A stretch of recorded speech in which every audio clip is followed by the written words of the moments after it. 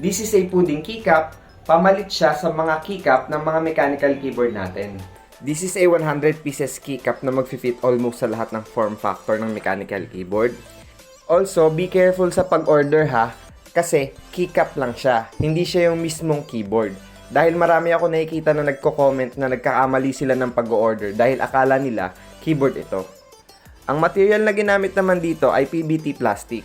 Compared sa ABS plastic, mas durable siya at hindi magkakaroon ng shine effect over time. Double shot din ito kaya di agad mabubura yung legend niya.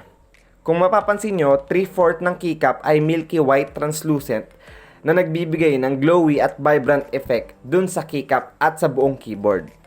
One flaw lang na nakita ko dito sa keycap ay yung sobra-sobrang plastic sa likod ng keycap. Ang papalitan ko na keyboard ngayon ay yung RK61. If hindi nyo pa alam yung keyboard na to, meron akong separate video and unboxing na ilalagay ko sa description below. You can use the keycap puller na kasama sa mga keyboard nyo, pero I suggest na gamitin nyo ay wire keycap puller para hindi na i-scratch yung gilid-gilid ng mga keycaps nyo.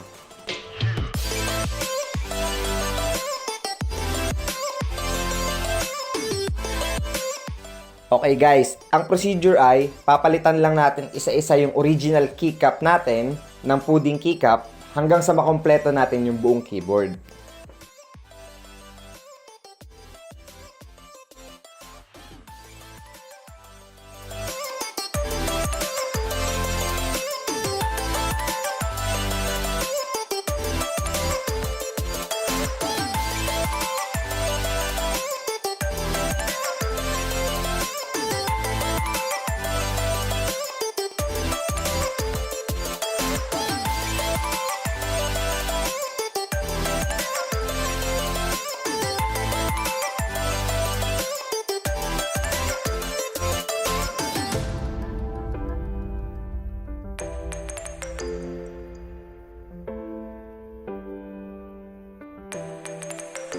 Here's a quick sound test para malaman natin kung nagbago ba yung tunog dahil sa keycap.